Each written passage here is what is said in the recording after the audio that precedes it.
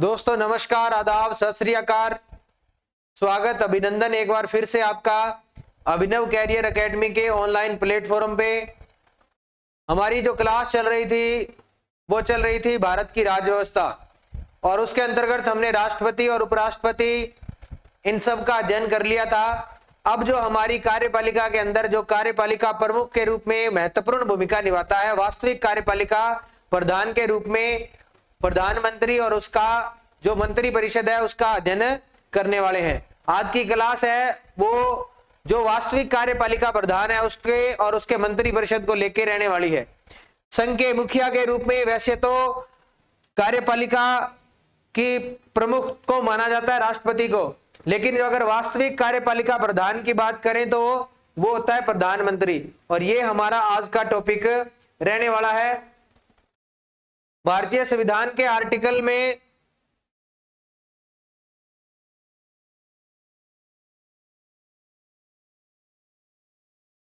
Topic हमारा प्रधानमंत्री यानी कि प्राइम मिनिस्टर। जिस प्रकार हमने राज्य की कार्यपालिका के अंतर्गत मुख्यमंत्री और प्रधानमंत्री का तुलनात्मक अध्ययन किया था, तो आज हम प्रधानमंत्री और मुख्यमंत्री का तुलनात्मक अध्ययन नहीं करेंगे, सीधा हम प्रधानमंत्री और उसके जो अनुच्छेद है उनकी चर्चा करने वाले हैं। प्राइम मिनिस्टर महत्वपूर्ण पद होता है। देखो, दो पद होते हैं, एक होता है संघ की कार्यपालिका का प्रमुख,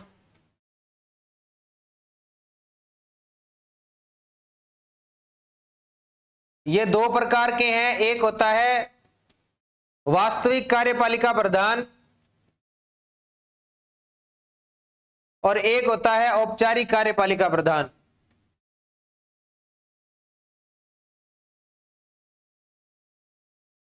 अगर बात करें औपचारिक कार्यपालिका प्रधान की, तो ये संघ के अंदर जो राष्ट्रपति है वो होता है औपचारिक प्रधान।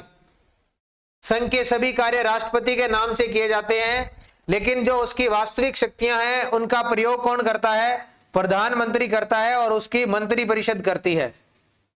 प्रधानमंत्री होता है वो कार्यपालिका का वास्तविक प्रधान होता है, इसको कहते हैं हेड ऑफ द गवर्नमेंट, और इसे कहा जाता है हेड ऑफ द स्टेट।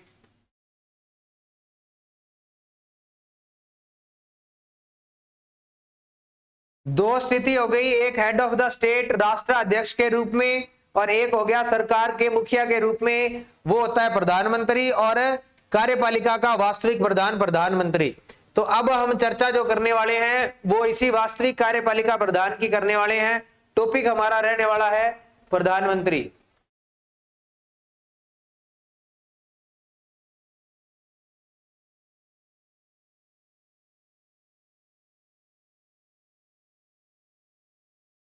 वास्तविक कार्यपालिका प्रमुख प्रधानमंत्री। तीन आर्टिकल हैं जो मुख्यतः प्रधानमंत्री से रिलेटेड है। एक आर्टिकल 74 है, एक आर्टिकल 75 है और एक आर्टिकल 78 है।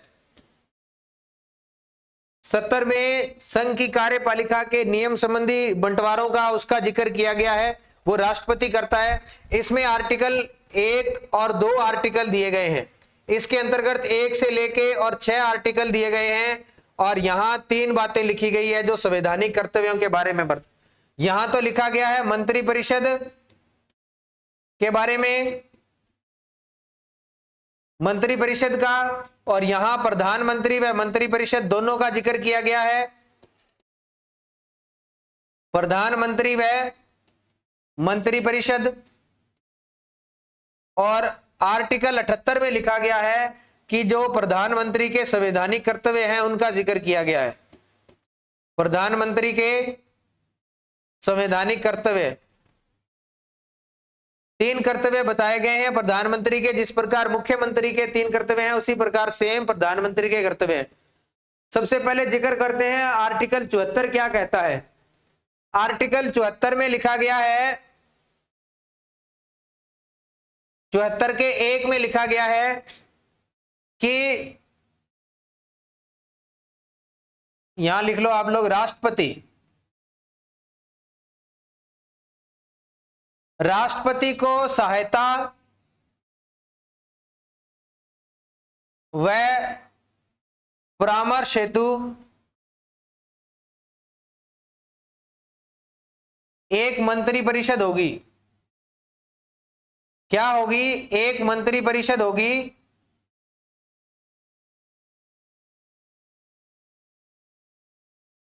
और एक मंत्री परिषद होगी जिसका मुखिया कौन होगा? जिसका मुखिया या प्रधान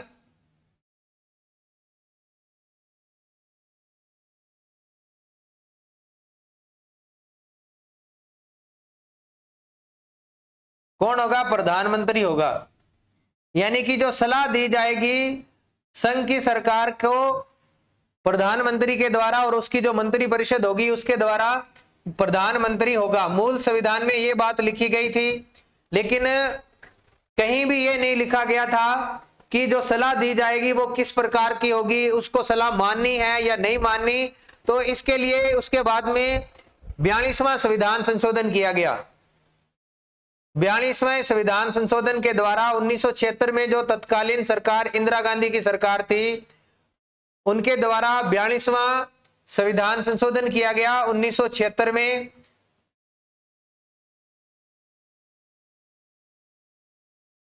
और इसके द्वारा क्या कहा गया कि सलाह क्या होगी? यह सलाह बाध्यकारी होगी। यानी कि जो मंत्री परिषद ने सलाह दे दी वो कैसी होगी? बाध्यकारी होगी, उसको माननी ही पड़ेगी। राष्ट्रपति क्या बन जाएगा? एक तरह से कठपुतली की भांति मान सकते हो आप लोग। जो पूरी शक्तियां थी वो किसमें निहित हो गई? मंत्री परिषद में निहित हो गई। जो कार्यपालिका प्रमुख की शक्तियां थी राष्ट्रपति की, वो सारी की सारी कहां ट्रांसफर हो गई? मंत्री परिषद और प्रधानमंत्री में ट्रांसफर हो गई। यानी कि जो शक्तियां थी वो वास्तविक शक्तियां बाध्यकारी कर दी गई। यानी कि प्रधानमंत्री जो भी कहेगा या मुख्यमंत्री, इसके संदर्भ में मंत्री परिषद जो कहेगी, राष्ट्रपति वो सारे निर्णय मानने के लिए बाध्यकारी होगा। लेकिन इसके बाद में आप लोगों को पता है कि जो 42वां संविधान किया गया था, इसके खिलाफ में उसके बाद जो सरकार आई थी, पहली बार सरकार आई थी जनता पार्टी की, तो 44वें संविधान संशोधन द्वारा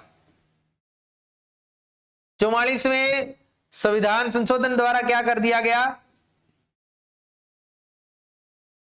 पुनर्विचार के लिए लौटा सकता है, यह विचार कर दी। एक बार क्या कर सकता है?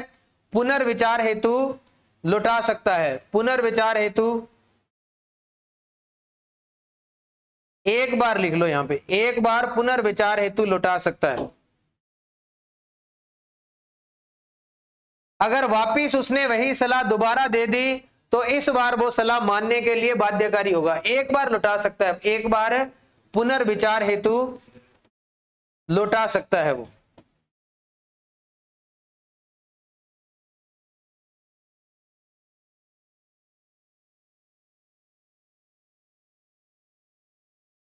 यह कहा गया 44वें संविधान संशोधन के द्वारा। जो पहले उसके लिए बाध्यकारी सलाह थी वो उसको एक बार वापस कर सकता है। इसलिए 42वें संविधान का भी उल्टा कर दिया गया 44वें संविधान द्वारा। ये आर्टिकल 74 में आप लोगों ने पढ़ा। और आर्टिकल 74 के 2 में क्या लिखा गया है? आर्टिकल 74(2) ये कहता है कि जो मुख्यमंत्री, इस प्रधानमंत्री के और मंत्री परिषद को जो सलाह दी जाएगी, परामर्श की जो सलाह दी जा रही है, अगर उसने सलाह दी है या नहीं दी इसकी जांच नहीं हो सकती। और अगर कोई सलाह दे दी तो उसकी भी न्यायिक जांच नहीं हो सकती। परामर्श की न्यायिक जांच नहीं हो सकती या उसको न्यायालय में चुनौती नहीं दी जा सकती, ऐसा कहा गया है। परामर्श की न्यायिक जांच नहीं होगी, यह कहा गया है 74(2) में। तो ये 2 आर्टिकल थे जिसमें मंत्री परिषद और साथ ही साथ एक शब्द आप लोग देखते हैं कि प्रधानमंत्री होगा। मुखिया के रूप में किसको बनाया गया? प्रधानमंत्री को। यहां एक बार सलाह इसको बाध्यकारी किया गया था 42वें संविधान संशोधन के द्वारा, लेकिन इसको उल्टा कर दिया गया और एक बार उसको वापस लौटा सकता है। अगर वापस वही सलाह उसको वापस लौटा देती है मंत्री परिषद तो इस बार वो उसको मानने के लिए बाध्यकारी है। और आर्टिकल 74(2) में लिखा गया है कि जो परामर्श दे रहा है वो न्यायिक जांच में नहीं आती। परामर्श चाहे उसने दी है या नहीं दी इसकी जांच नहीं हो सकती। और साथ ही साथ इस बात की भी जांच नहीं हो सकती कि जो सलाह दी गई है वो कैसी है। ये आर्टिकल 74 इतनी बातें कहता है। 2 बातें लिखी गई है, साथ ही साथ 2 संविधान संशोधन महत्वपूर्ण है आर्टिकल 74 के संदर्भ में। उसके बाद में आता है आर्टिकल 75, और 75 में आर्टिकल 75 1 से लेके 6 बातें लिखी गई है। आर्टिकल 75 1 ये कहता है कि प्रधानमंत्री की नियुक्ति कौन करेगा?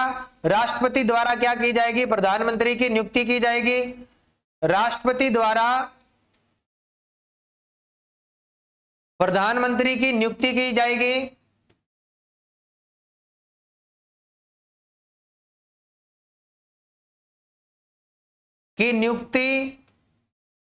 तथा प्रधानमंत्री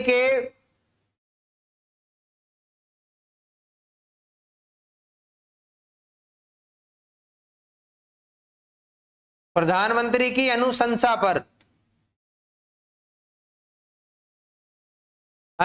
पर अन्य मंत्रियों की नियुक्ति की जाएगी। मंत्री परिषद और प्रधानमंत्री जो बनते हैं उनकी नियुक्ति किसके द्वारा की जाती है? मंत्री जो बनते हैं उनकी नियुक्ति की जाती है राष्ट्रपति के द्वारा। साधारणतः जो बहुमत दल का मुखिया होता है उसको क्या बनाया जाता है? प्रधानमंत्री बनाया जाता है। अगर किसी दल को स्पष्ट बहुमत नहीं मिलता तो वो फिर राष्ट्रपति के विवेक पे निर्भर करता है कि वो किसे प्रधानमंत्री बना रहा है। अगर कई बार गठबंधन सरकारें आ जाती है तब वो गठबंधन के मुखिया को प्रधानमंत्री बना देता है। कई बार आप लोगों ने देखा होगा कि प्रधानमंत्री की पद पे रहते हुए मृत्यु हो गई थी, तो उस दौरान भी वो विवेक पर है। हालांकि जवाहरलाल नेहरू की जब मृत्यु हुई थी तब कार्यवाहक प्रधानमंत्री बनाया गया था। ऐसा संविधान में उल्लेखित तो नहीं था कि आप लोग कार्यवाहक प्रधानमंत्री बनाओ। उसके बाद में जब लाल बहादुर शास्त्री की मृत्यु हुई थी तब भी कार्यवाहक बनाया गया था। लेकिन उसके बाद में जब इंदिरा गांधी की मृत्यु होती है तो ज्ञानी जैल सिंह ने क्या किया था? सीधा डायरेक्ट ही राजीव गांधी को प्रधानमंत्री बना दिया था। उसमें कार्यवाहक का उन्होंने उस जो कार्यवाहक की प्रणाली चली आ रही थी, परंपरा चली आ रही थी, उसका उन्होंने तोड़ दिया या उसको माना नहीं। हालांकि बाद में जो मंत्री परिषद थी उन्होंने राजीव गांधी को अपना मुखिया बना लिया था, यानी प्रधानमंत्री मान लिया था। अन्य मंत्रियों की नियुक्ति करता है, अन्य मंत्रियों की नियुक्ति करेगा। यह दिया गया है आर्टिकल 75 के 1 में। लेकिन उसके बाद में नेताओं के अंदर जब गठबंधन सरकारों का दौर शुरू हुआ तो सभी लोगों को मंत्रियों के पद चाहिए थे। जो भी विधायक या एमपी बन के आते थे तो प्रत्येक व्यक्ति ये चाहता था कि मेरे पास में पद हो। तो ऐसी स्थिति में जब पद ज्यादा होंगे तो उनके ऊपर पदभार और वेतन भत्ते भी बढ़ेंगे। तो ऐसी स्थिति से निजात पाने के लिए संविधान में संशोधन किया गया। 91वां संविधान संशोधन, 91वें संविधान संशोधन ये किया गया 2003 में,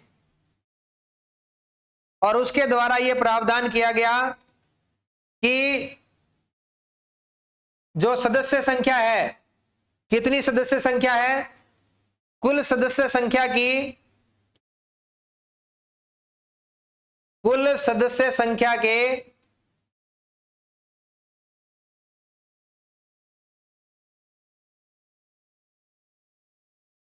15% ही क्या बन जाएंगे? मंत्री बनेंगे। 15% ही मंत्री बनाए जाएंगे। उसमें प्रधानमंत्री को शामिल किया गया, साथ ही माना गया है। 15% ही मंत्री बनेंगे, ये बाध्यता लगा दी। अब कई जगह ऐसे हैं जहां पे आप लोग राज्य का जो ये दोनों जगह शामिल होती है बात, चाहे वो राज्य विधानमंडल में आप विधानसभा की बात करें या संघ की सरकार के रूप में आप लोकसभा की बात करें। तो जहां छोटे राज्य हैं, जैसे गोवा जैसे राज्य हैं, सिक्किम जैसे राज्य हैं, तो वहां पे जो विधानसभा है उसका आकार छोटा है। तो ऐसी स्थिति में न्यूनतम संख्या रखी गई 12, क्योंकि 12 मंत्रियों के बगैर, न्यूनतम 12 मंत्री और अधिकतम उस जो सदस्य संख्या है उसका कितना होना चाहिए? 15% होना चाहिए, यह कहा गया। ये 2 बातें लिखी गई 91वें संविधान संशोधन, जो कब किया गया? 2003 में किया गया था, ये याद रखना है। उसके बाद में 75(1) और उसके बाद में 75(2। आर्टिकल 75(2) क्या कहता है? आर्टिकल 75(2) ये कहता है कि संघ के सभी मंत्री, संघ के सभी मंत्री राष्ट्रपति के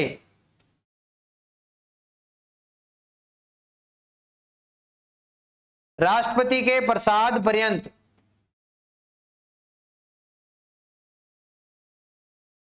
पद पर रहेंगे। यानी कि वो व्यक्तिगत रूप से किसके प्रति उत्तरदायी हैं? राष्ट्रपति के प्रति उत्तरदायी हैं। राष्ट्रपति जब चाहे किसी मंत्री को बर्खास्त कर सकता है। हालांकि इस संदर्भ में मंत्री परिषद की सलाह दी जाती है। अगर प्रधानमंत्री को यह लगता है कि कोई मंत्री है उसको बर्खास्त करवाना है या वो सरकार का जो नेतृत्व है उसकी बात को टाल रहा है, तो ऐसे संदर्भ में उसको बर्खास्त किया जा सकता है। प्रधानमंत्री की सलाह पे कौन करता है? वो राष्ट्रपति करता है। ये आर्टिकल 75(2) कहता है। उसके बाद में आर्टिकल 75(3) क्या कहता है? आर्टिकल 75(3) सामूहिक उत्तरदायित्व की बात करता है कि इसमें क्या लिखा है? सामूहिक उत्तरदायित्व की बात की गई है। यहां लिख लो आप लोग, संघ के सभी मंत्री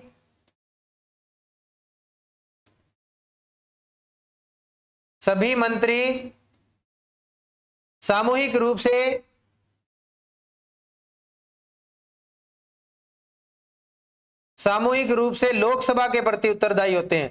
यानी कि उनकी जो जवाबदेही है सामूहिकता की, वो किसके प्रति रहेगी? वो लोकसभा के प्रति रहेगी। लोकसभा के प्रति उत्तरदायी होंगे। साथ डूबे और साथ तैरे, ये सिद्धांत लागू होता है इस 75(3) के अंदर। यानी कि जब जैसे मान लो किसी एक मंत्री के खिलाफ, मंत्रिमंडल के खिलाफ क्या लाया जाता है? एक मंत्री के खिलाफ इन्होंने क्या लाया? अविश्वास प्रस्ताव लाया। तो वो खाली एक मंत्री अपने पद से बर्खास्त नहीं होगा, पूरी की पूरी जो सरकार है वो अविश्वास प्रस्ताव के द्वारा बर्खास्त हो जाएगी और उसके बाद में नई सरकार बनेगी। या तो उनके लिए आम चुनाव होंगे या नई सरकार को पुनः आमंत्रित किया जाएगा। तो उत्तरदायी निश्चित करता है, सामूहिक उत्तरदायित्व की बात करता है 75(3). उसके बाद में दिया गया है आर्टिकल 75(4). 75(4) में क्या दिया गया है? शपथ या प्रतिज्ञान का जिक्र किया गया है कि जो संघ के मंत्री हैं उनको शपथ राष्ट्रपति द्वारा दिलाई जाएगी। राष्ट्रपति द्वारा शपथ दिलाई जाती है। राष्ट्रपति या राष्ट्रपति के द्वारा जो आर्टिकल 99 के तहत प्रोटेम स्पीकर पद आयोजित किया गया है उसके तहत दिलाई जाती है राष्ट्रपति द्वारा शपथ ग्रहण। ठीक है। और ये जो शपथ लेते हैं वो अनुसूची 3 के अंदर दी गई है, वो शपथ लेते हैं। अनुसूची 3 की शपथ लेते हैं, जो वहां पे शपथ दी गई है पद और गोपनीयता की। 2 की शपथ लेते हैं मंत्री बनने से पहले। एक तो पद की शपथ लेते हैं और साथ ही साथ जो उनको कार्य दिए जाएंगे वो गोपनीय रखेंगे, इस बात की भी शपथ लेते हैं। आप लोगों ने देखा होगा सरकार बनने के बाद में जैसे ही मंत्री शपथ लेते हैं तो उस दौरान कहते हैं कि मेरे संज्ञान में जो भी कार्य लाया जाएगा मैं उसको गोपनीय रखूंगा, ये शपथ लेता है। फिर ये कहता है कि मैं अपने पद के प्रति कर्तव्यों का पालन करूंगा, निष्ठा बनाए रखूंगा, ये पद की शपथ है गोपनीयता की, यानी कि वो बात को गोपनीय रखेगा, ऐसा कहा गया है। आर्टिकल 75(4) के बाद में आर्टिकल 75(5)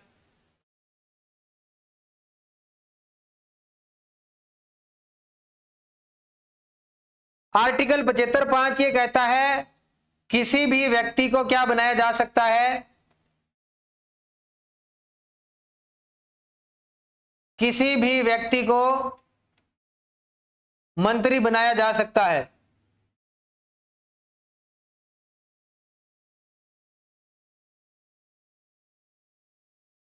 लेकिन 6 माह के भीतर 6 माह के भीतर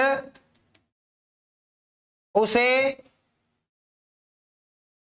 सदन की, या आप लोग ले लो भी संसद के किसी भी सदन की सदस्यता ग्रहण करनी होगी।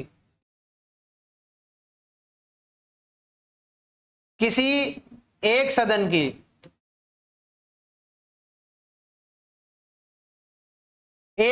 की सदस्यता लेनी होगी। कोई एक व्यक्ति है जो संसद का सदस्य नहीं है, उसको भी मंत्री बनाया जा सकता है, लेकिन विद इन 6 मंथ उसको क्या करना पड़ेगा? किसी एक सदन की, चाहे वो राज्यसभा का सदस्य बने चाहे लोकसभा का सदस्य बने, उसकी सदस्यता लेनी पड़ेगी। सदस्यता ग्रहण करनी होगी, ये कहता है आर्टिकल 75(5). कई प्रधानमंत्री हैं, उनको राज्यसभा के सदस्य के नाते सदन के अंदर भेजा गया और वो प्रधानमंत्री के पद पे रहे। जैसे 1966 के अंदर इंदिरा गांधी, एच.डी. देवगौड़ा जो 1996 के अंदर बने थे, और उसके बाद में 2 बार जो प्रधानमंत्री रहे सरदार मनमोहन सिंह, वो भी राज्यसभा के मेंबर थे। तो राज्यसभा के मेंबर भी क्या बन सकते हैं, प्रधानमंत्री बन सकते हैं। संसद के किसी एक सदन का सदस्य होना जरूरी है। पहली बार बने कोई जरूरी नहीं है, लेकिन 6 माह के भीतर उसको सदन की सदस्यता ग्रहण करनी होगी, ये कहता है आर्टिकल 75(5). उसके बाद में आर्टिकल 75 का 6 दिया गया है। उसमें दिया गया है कि जो वेतन भत्ते हैं मंत्री और अन्य लोगों के, वेतन व भत्ते कौन निर्धारित करता है, संसद निर्धारित करेगी। संसद द्वारा निर्धारण, संसद द्वारा विधि निर्माण करके उनका निर्धारण किया जाता है। संसद द्वारा निर्धारित किए जाते हैं जो वेतन और भत्ते और जो विशेषाधिकार मिलते हैं या सुविधाएं मिलती है, वो कौन निर्धारित करता है, संसद निर्धारित करती है। ये आर्टिकल 75 के अंदर 6 बातें दी गई है। कौन कौन सी दी गई है? 75(1) में दिया गया है कि राष्ट्रपति द्वारा प्रधानमंत्री की नियुक्ति की जाएगी और प्रधानमंत्री की अनुशंसा पर अन्य मंत्रियों की नियुक्ति की जाएगी। उसके बाद में 91वें संविधान संशोधन के द्वारा यह कहा गया कि जो मंत्री हैं वो कुल सदस्य संख्या के 15% से ज्यादा नहीं हो सकते और न्यूनतम है वो 12 से कम नहीं हो सकते, ये कहा गया। इसके बाद में क्या कहा गया? आर्टिकल 75(2) में यह कहा गया कि जो संघ के मंत्री हैं वो राष्ट्रपति के प्रसाद पर्यंत पद पे रहते हैं, यानी कि राष्ट्रपति की सलाह पे या उसकी मर्जी से पद पे रहते हैं। वास्तविक रूप से वो मंत्री परिषद की या प्रधानमंत्री की सलाह पे राष्ट्रपति उसको पद से बर्खास्त करता है। उसके बाद में 75(3) कहा गया है। 75(3) ये कहता है कि जो संघ के सभी मंत्री हैं वो सामूहिक रूप से लोकसभा के प्रति उत्तरदायी होंगे। 75(4) में शपथ या प्रतिज्ञा दी गई है। राष्ट्रपति या राष्ट्रपति द्वारा निर्धारित या नियुक्त व्यक्ति इनको शपथ दिलाता है जो अनुसूची 3 में दी गई है और पद एवं गोपनीयता की शपथ लेते हैं।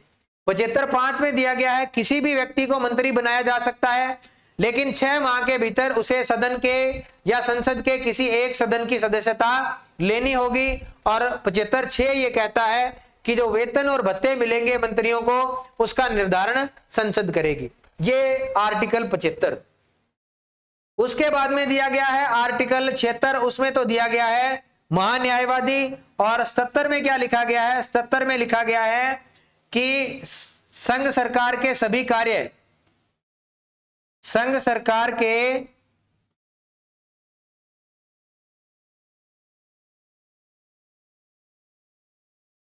सभी कार्य राष्ट्रपति के नाम से किए जाएंगे, क्योंकि मुखिया कौन है? राष्ट्रपति है। राष्ट्रपति के नाम से किए जाएंगे।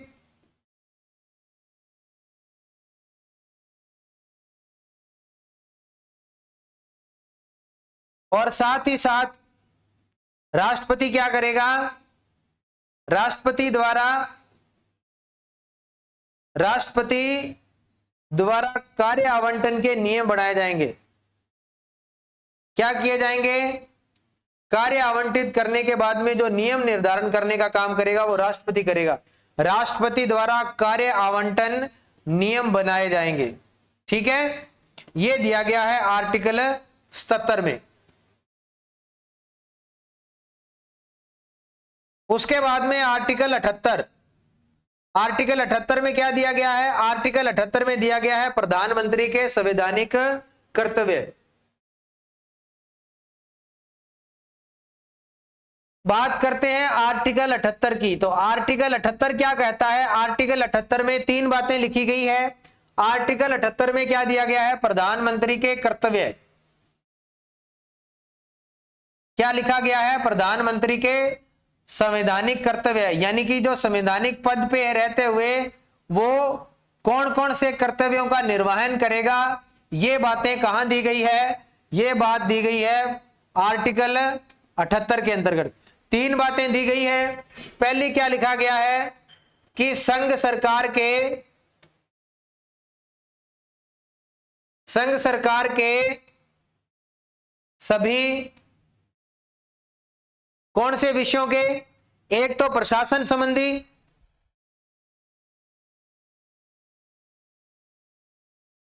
प्रशासन व विधि विषयक, विधि संबंधी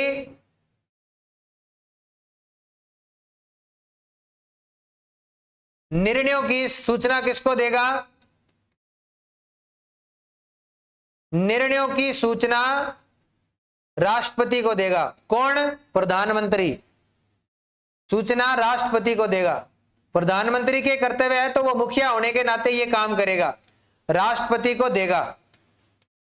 ये दिया गया है आर्टिकल 78 के 1 में। उसके बाद में 2 नंबर पे क्या दिया गया है? 2 नंबर पे दिया गया है कि राष्ट्रपति द्वारा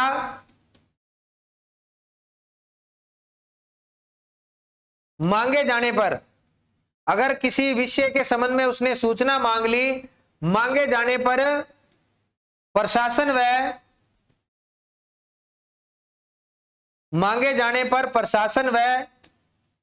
विधि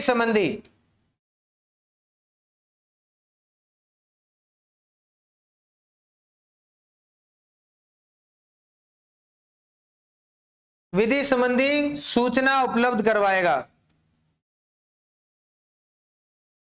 कौन? प्रधानमंत्री उपलब्ध करवाएगा। प्रधानमंत्री दूसरा काम यह करेगा कि जब उसने, राष्ट्रपति है, उन्होंने अपने पद पे रहते हुए प्रशासन संबंधी कोई सूचना मांगी है तो वो सूचना उनको देनी पड़ेगी। तीसरी बात क्या लिखी गई है? तीसरी बात लिखी गई है किसी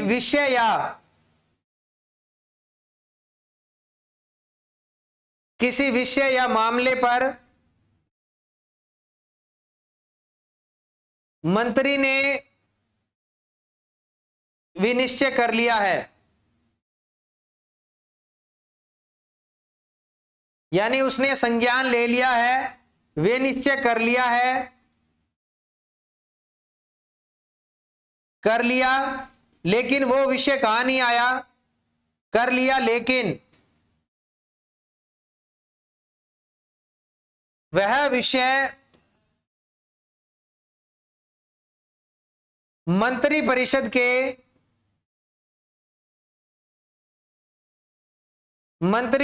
के विचार हेतु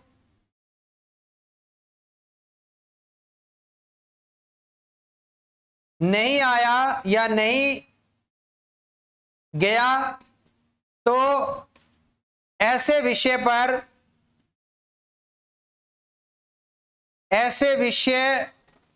को मंत्री परिषद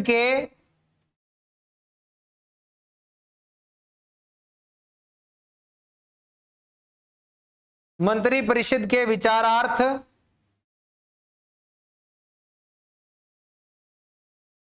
प्रेषित करे, यानी उसको विचार करने के लिए कहे कि यह विषय है, इस पे किसी एक मंत्री ने संज्ञान कर लिया है, लेकिन मंत्री परिषद के विषय में वो ज्ञान नहीं आया है या उसके ऊपर संज्ञान नहीं किया है, तो प्रधानमंत्री का यह दायित्व बनता है, कर्तव्य बनता है कि ऐसे विषय को वो मंत्री परिषद के पटल पे रखवाए ताकि मंत्री परिषद उस पर चर्चा करे। और ये काम कौन करेगा? प्रधानमंत्री करेगा। किसके कहने पे? राष्ट्रपति के कहने पे। ये 3 कर्तव्य दिए गए हैं प्रधानमंत्री के। समझ आ गया आपको? 3 कर्तव्यों की बात की गई है। जब हमने राष्ट्रपति के साथ साथ पढ़ा था तो इसमें पढ़ा था कि आर्टिकल 78 क्या कहता है, जो प्रधानमंत्री के कर्तव्य। 77 भी वहां पढ़ लिया था, लेकिन यहाँ एक बार आप लोग फिर इनका रिवीजन कर सकते हैं। ये पूरी बातें एज इट इज वैसी लिखी गई है। कुछ एक शब्द ऐसे हैं जिनको मैंने साधारण या सरलीकृत करके यहाँ लिखा है। मूलभूत शब्दावली, ज्ञान या संज्ञान वही निकलता है, इसका अर्थ वही निकलता है। ये आर्टिकल 78 कहता है। ये थे मुख्य प्रधानमंत्री और उससे संबंधित मंत्री परिषद से संबंधित आर्टिकल। आर्टिकल 74 ये कहता है कि मंत्री परिषद होगी और उसकी सलाह के लिए एक बार सलाह को लौटा सकता है वो, और पुनर्विचार के लिए लौटा सकता है वो। 44वें संविधान संशोधन द्वारा किया गया। 74(2) में क्या लिखा गया था कि जो सलाह दे रहा है वो न्यायिक जांच के दायरे में नहीं आती। उसके बाद में हमने आर्टिकल 75 पढ़ा, फिर हमने आर्टिकल 78 पढ़ा। तो ये 3 आर्टिकल हैं जो विशेष रूप से प्रधानमंत्री और मंत्री परिषद उनको प्रभावित करते हैं, और साथ ही साथ आर्टिकल 77 भी हमने पढ़ लिया। एक आर्टिकल और है जो थोड़ा सा आप लोग उसके ऊपर ध्यान दें, तो वो है आर्टिकल 88। कौन सा? आर्टिकल 88। इसमें क्या दिया गया है? इसमें मंत्रियों के अधिकार दिए गए हैं। मंत्रियों के कार्य या अधिकार आप लोग कि कोई भी मंत्री है वो सदन के किसी भी सदन में जा सकता है, संसद के दोनों सदनों की कार्यवाही में भाग ले सकता है, लेकिन वोट उसी सदन में डालेगा जिस सदन का वो सदस्य है। आप लोग यहां लिख लो, संसद के दोनों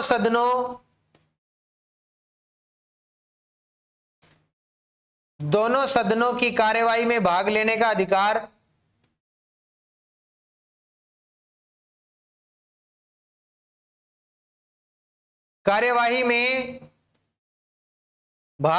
अधिकार है उसको, लेकिन वोट कहां डालेगा? वोट उसी सदन में डालेगा जिस सदन का वो सदस्य है। लेकिन यही लिख देता हूं मैं, लेकिन वोट उस सदन में डालेगा जब उसकी वोटिंग की बात आएगी, उस सदन में डालेगा जिस सदन का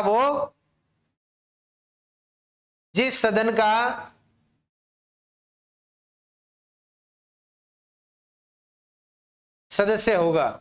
एक तो यह दिया गया है। एक, अगर उसके नेतृत्व में या उसके साथ में कोई समिति बनी है, संसदीय समिति, तो उसकी समिति की बैठक में वो भाग ले सकता है। एक तो यह दे रखा है, सदस्य होने पर संसदीय समिति में भाग, सदस्य होने पर जो संसदीय समितियां बनती है उसमें वो भाग ले सकता है, संसदीय समिति में भाग ले सकता है। एक तो ये कहा गया, ठीक है। ये आर्टिकल 88 में लिखा गया। ये आर्टिकल हैं जो प्रधानमंत्री और मंत्री परिषद को वर्णित करते हैं। 4 आर्टिकल है मुख्य रूप से, तो जिसमें 74 आ गया, 75 आ गया, उसके बाद में 77 आ गया जिसमें कार्य आवंटन के नियम और सरकार के कार्य राष्ट्रपति के नाम से। उसके बाद में मुख्य रूप से 78 जो प्रधानमंत्री के कर्तव्यों की बात करता है, और उसके बाद में आर्टिकल 88 जो मंत्रियों के कार्य या अधिकारों की बात करता है कि संसद के किसी भी सदन की कार्यवाही में भाग ले सकते हैं, लेकिन बोलने का अधिकार है उसको, भाषण देने का अधिकार है संसद के किसी भी सदन में।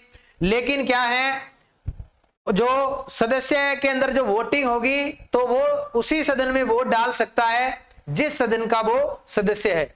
मंत्रियों के अंदर जो संसदीय समितियां बनती है उसकी कार्यवाही में भाग ले सकता है अगर वो उस समिति का सदस्य है। तो ये बातें दी गई है आर्टिकल 88 के अंदर। ठीक है भाई, ये हमारा प्रधानमंत्री हो गया। लेकिन अब थोड़ी सी बात कर लें कि प्रधानमंत्री के शक्तियां और कार्य क्या हैं। प्रधानमंत्री के कार्य एवं शक्तियां, इसकी थोड़ी चर्चा कर लें। एक तो क्या करता है वो कि मंत्रियों की नियुक्ति करवाता है कि कौन मंत्रियों की नियुक्ति की अनुशंसा करता है कि कौन व्यक्ति किस डिपार्टमेंट का मंत्री बनेगा। यह किसके विवेक पर निर्भर है, यह प्रधानमंत्री तय करता है। राष्ट्रपति खाली नियुक्ति करता है, और नियुक्ति करने के बाद में उसको कौन सा पदभार दिया जाएगा, कौन सा डिपार्टमेंट दिया जाएगा, यह कौन तय करता है, यह प्रधानमंत्री तय करता है। ठीक है, प्रधानमंत्री की नियुक्ति, और इसमें आप लोग लिख लो विभाग आवंटन।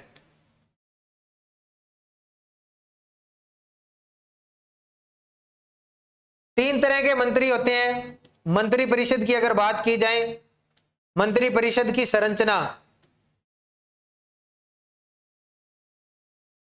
संरचना की बात की जाए तो 3 प्रकार के मंत्री होते हैं। एक होते हैं कैबिनेट मिनिस्टर, या जिसको मंत्रिमंडल बोला जाता है, कैबिनेट या मंत्रिमंडल। मंत्रिमंडल शब्द है वो आर्टिकल 352 में दिया गया है, बाकी कहीं जगह वर्णित नहीं है। एक होती है मंत्रिपरिषद,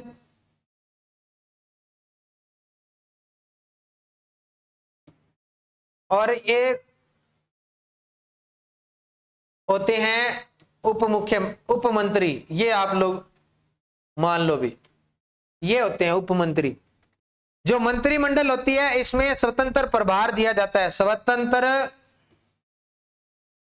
विभाग का प्रभार, यानी कि वो उस डिपार्टमेंट के मुखिया होते हैं, सर्वे सर्वा होते हैं। मंत्री परिषद में पूरी मंत्रिमंडल आती है, सभी मंत्री इसमें शामिल रहते हैं। जितनी भी सरकार के मंत्री बनते हैं वो सभी मंत्री इसमें शामिल होते हैं। और उप मंत्री क्या होते हैं? ये सहायक होते हैं। किसके? ये सहायक होते हैं, सहायक होते हैं। एक तो मंत्री परिषद में जो राज्य मंत्री होते हैं उनके, राज्य मंत्री व कैबिनेट मंत्रियों के सहायक होते हैं। ये इनको स्वतंत्र प्रभार नहीं दिया जाता, कैबिनेट मंत्रियों के सहायक ये होते हैं, इनके स्वतंत्र प्रभार होता है और ये मीटिंग में भाग लेते हैं।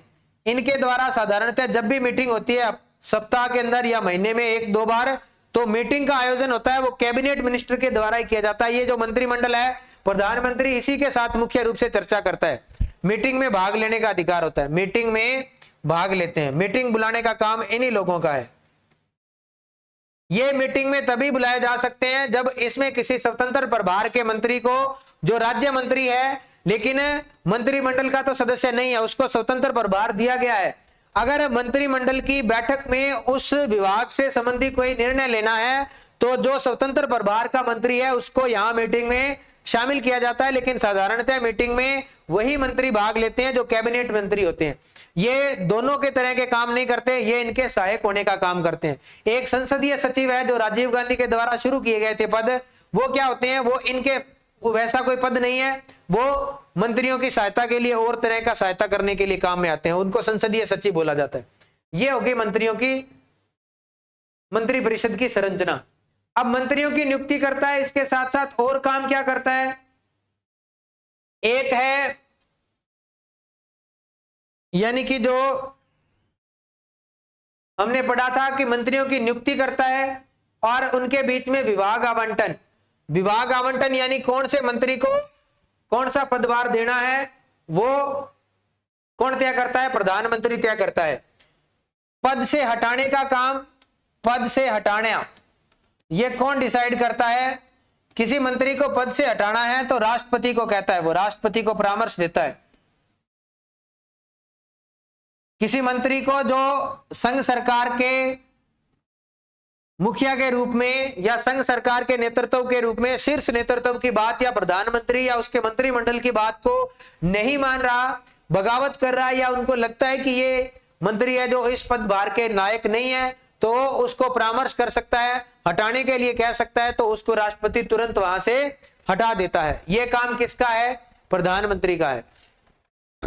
मुख्य रूप से अगर बात करें तो अगर आप लोगों ने सुना होगा जो नीति आयोग है, जो पहले योजना आयोग होता था, उसका वो क्या होता है? अध्यक्ष होता है। योजना आयोग का अध्यक्ष कौन होता है? पदेन अध्यक्ष होता है, वो प्रधानमंत्री होता है। ये प्रधानमंत्री के कार्य हैं। और क्या करता है? महत्वपूर्ण मीटिंग, महत्वपूर्ण बैठक का आयोजन करवाता है। बैठक का आयोजन और उसकी अध्यक्षता, आयोजन व उसकी अध्यक्षता कौन करता है? प्रधानमंत्री करता है। यह कार्य कौन करता है? प्रधानमंत्री कहता है। विदेश के अंदर संधि समझौते करता है, विदेश में संधि समझौते किसके नेतृत्व में किए जाते हैं? प्रधानमंत्री के नेतृत्व में किए जाते हैं। और साथ ही साथ क्या करता है? सरकार का प्रतिनिधित्व करता है। वो सरकार का प्रतिनिधित्व करता है। ये काम कौन करता है? प्रधानमंत्री करता है। ये मुख्य रूप से जो मुख्य कार्य थे वो आपको मैंने बता दिए। इनके अलावा कोई छोटे मोटे और भी काम है वो भी करता है, कि वो जब बजट पेश करता है तो उसके बाद में और बहुत सारी काम है वो प्रधानमंत्री के द्वारा किए जाते हैं। बहुत से काम है, लेकिन महत्वपूर्ण जो कार्य हैं वो इस प्रकार से हैं। एक तो जो मंत्री बनाया जाएगा, वो मंत्री किसको बनाया जाना है और उसको कौन सा डिपार्टमेंट देना है, ये प्रधानमंत्री के विवेक पे निर्भर है कि किस व्यक्ति को बनाना है। फिर किसी व्यक्ति को अगर पद से हटाना है तो यह प्रधानमंत्री के विवेक पे निर्भर करता है कि किसी को भी हटा सकता है। नीति आयोग का वो पदेन सभापति या पदेन अध्यक्ष होता है। महत्वपूर्ण बैठक का आयोजन करता है, कैबिनेट की मीटिंग बुलाता है, उसकी अध्यक्षता करता है। विदेश में संधि समझौते करता है, सरकार का प्रतिनिधित्व करता है। यह मुख्य रूप से प्रधानमंत्री के कार्य और उसकी शक्तियां हैं। और एक अगर आप लोग लिखना चाहो तो सैन्य बलों का क्या होता है? वो राजनीतिक प्रमुख होता है। सैन्य बलों का राजनीतिक प्रमुख। संवैधानिक प्रमुख तो होता है राष्ट्रपति।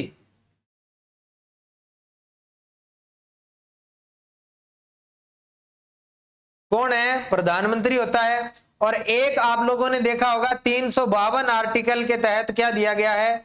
मंत्रिमंडल शब्द दिया गया है। तो उसकी जो मुखिया है वो प्रधानमंत्री होता है, मंत्रिमंडल। और ये आर्टिकल 352 में दिया गया, बाकी कहीं भी शब्द नहीं दिया गया, बस ये याद रखना है आप लोग, ठीक है। ये प्रधानमंत्री के महत्वपूर्ण कार्य। हमारी जो क्लास स्टार्ट हुई थी वो स्टार्ट हुई थी आर्टिकल 74 से। आर्टिकल 74 में हमने क्या पढ़ा था? आर्टिकल 74 में हमने पढ़ा था मंत्रिपरिषद। मंत्रिपरिषद और प्रधानमंत्री का नेतृत्व। मंत्रिपरिषद की सलाह व परामर्श पढ़ी थी। और साथ ही साथ क्या पढ़ा था? मुखिया कौन होगा? प्रधानमंत्री होगा, ये हमने पढ़ा था। उसके बाद में हमने पढ़ा था आर्टिकल 75, जिसमें हमने 1 से लेके और 2, 3, 4, 5 और 6 बातें पढ़ी थी। 6 में उनके वेतन भत्ते हैं। वेतन भत्ते ये 6 माह तक सदस्यता के बारे में कहता है। ये शपथ के बारे में कहता है। सामूहिक उत्तरदायित्व की बात 75(3) में कही गई है। और साथ ही साथ 75(2) में क्या कहा गया है? प्रसाद पर्यंत राष्ट्रपति के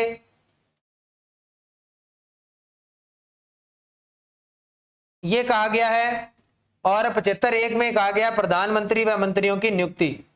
प्रधानमंत्री व मंत्रियों की नियुक्ति, इसका जिक्र किया गया है। आर्टिकल 75 के 1 में कहा गया मंत्रियों की नियुक्ति। ये हमने आर्टिकल 75 पढ़ा था। उसके बाद में हमने पढ़ा था आर्टिकल 78।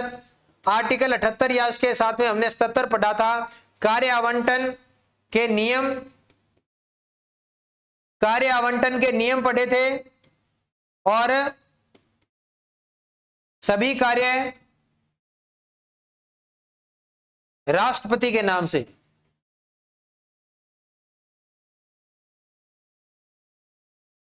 ये हमने पढ़ा था। सभी कार्य राष्ट्रपति के नाम से। और आर्टिकल 78 हमने पढ़ा था और उसमें पढ़ा था प्रधानमंत्री के कर्तव्य। ये हमने मुख्य बातें पढ़ी थी। और उसके बाद में आर्टिकल 88 पढ़ा था और उसमें क्या दिया गया है? मंत्रियों के अधिकार दिए गए। मंत्रियों के अधिकार कि सदन के किसी भी सदन की कार्यवाही में भाग ले सकते हैं, भाषण दे सकते हैं, वोट डाल सकते हैं, लेकिन वोट उसी सदन में जिस सदन के वो सदस्य हैं। ये हमने आज प्रधानमंत्री और उसकी मंत्रिपरिषद थी उसकी पूरी डिटेल से व्याख्या की है। यहां से इससे अलावा और क्वेश्चन बनने के कोई चांसेस नहीं है। प्रधानमंत्री कौन किसके पद पे रहा और इनकी एक सीरीज है, वो बाद में आपको करवा दी जाएगी कि कौन कौन किस किस समय प्रधानमंत्री रहा, कार्यकाल क्या रहा, किसके समय क्या क्या प्रमुख घटनाएं घटी, ये बाद में करवाया जाएगा। लेकिन प्रधानमंत्री और जो मंत्री परिषद थी वो आज कंप्लीट हो गई। संघ की कार्यपालिका के अंदर 3 मुख्य जो अधिकारी थे या मुखिया थे, उन तीनों का हमने पूरा ब्यौरा या चर्चा कर ली है। पहले हमने राष्ट्रपति के ऊपर क्लास ली, फिर उपराष्ट्रपति के, और अब मंत्री परिषद और प्रधानमंत्री की। हमारी जो नेक्स्ट क्लास है वो प्रधानमंत्री और उनका जो कार्यकाल है उनके बारे में रहेगी। तब तक आप चैनल के साथ बने रहिए, अपने जोश और होश को बनाए रखें। मिलते हैं अपनी नेक्स्ट क्लास में, तब तक सभी को धन्यवाद। Good night.